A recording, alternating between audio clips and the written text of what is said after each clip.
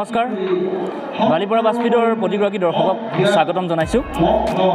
আজি মই বৰ্তমান উপস্থিত আছোঁ বালিপৰাৰ নিকটৱৰ্তী চাৰিদুৱাৰ অঞ্চলৰ চেঙেলিমাৰী গাঁৱৰ নামঘৰত। আৰু এই চেঙেলিমাৰী গাঁৱৰ যি নামঘৰ, সেই নামঘৰত আচলতে এক বৃহৎ অনুষ্ঠান, আচলতে 30 জোৰা দৰা কইনাৰে এক সামূহিক বিবাহৰ অনুষ্ঠান ইতিমধ্যে অনুষ্ঠিত হৈছে চেঙেলিমাৰী গাঁৱত। মই পোনপটীয়াভাৱে দৃশ্যসমূহ দেখুৱাবলৈ চেষ্টা কৰিছোঁ। আচলতে এনেদৰেই এতিয়া 30 জোৰা দৰা কইনাৰে এক বৃহৎ অনুষ্ঠান, আচলতে সামূহিক বিবাহৰ এক অনুষ্ঠান উদযাপিত কৰা হৈছে চেঙেলিমাৰী গাঁৱত। মই পৰিৱেশটো পোনে পোনে দেখুৱাবলৈ চেষ্টা কৰিছোঁ। আচলতে সকলো ধৰণৰ ৰীতি নীতি পালন কৰি ৰাতিপুৱাৰে পৰা তেওঁলোকে সকলো ধৰণৰ ৰীতি নীতি পালন কৰি সামূহিক বিবাহৰ যি অনুষ্ঠান তেওঁলোকে খুব সুন্দৰভাৱে সম্পন্ন কৰি দিছে। আৰু বিগত বৰ্ষসমূহতো আচলতে দেখা যায় এনেধৰণৰ অনুষ্ঠান তেওঁলোকে পালন কৰি আহিছে তেওঁলোকৰ নামঘৰত। আৰু এই বেলিও তাৰ ব্যতিক্ৰম নহয়। এই বেলিও আচলতে তেওঁলোকে খুব নিয়াৰিকৈ সকলো নীতি নিয়ম পালনৰ মাজেৰে তেওঁলোকে সামূহিক বিবাহৰ অনুষ্ঠান তেওঁলোকে অনুষ্ঠিত কৰিছে। আৰু অসংখ্য লোকে ভিৰ কৰা দেখিবলৈ পোৱা গৈছে। মই পোনে পোনে পৰিৱেশটো এবাৰ দেখুৱাবলৈ চেষ্টা কৰিছোঁ।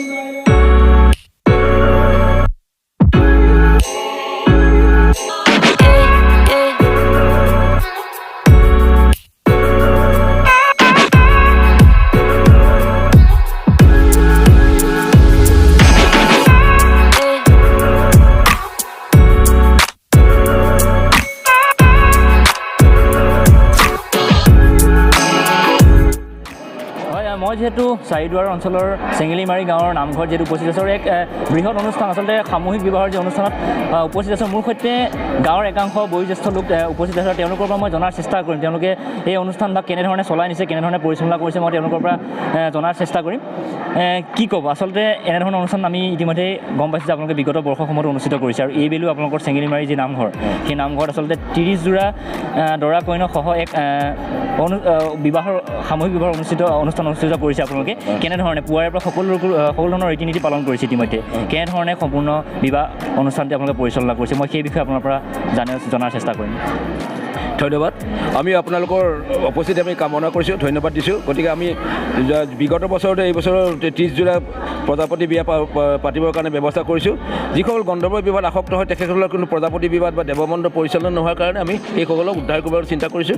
যিসকলে গুৰুকৰ্ম কৰিবৰ কাৰণে তেখেতসকলে সংস্কাৰমুখী হ'ব লাগে, বিনা সংস্কাৰমুখী হ'লে গুৰুকৰ্ম কৰিব নোৱাৰে। গতিকে গুৰুকৰ্ম কৰিবৰ কাৰণে যিটো দায়িত্ব পালন কৰিবৰ কাৰণে কৰ্তব্য দায়িত্ব আছে, সেই পালন কৰিবৰ কাৰণে তেখেতসকলক সংস্কাৰমুখী কৰিছোঁ। আৰু সংস্কাৰ কৰাৰ লগত তেখেতসকলৰ সতি সন্ততি সকলো উচ্চ শিক্ষাৰ মানদণ্ড ল'বৰ কাৰণে তেখেতৰ ব্যৱস্থা।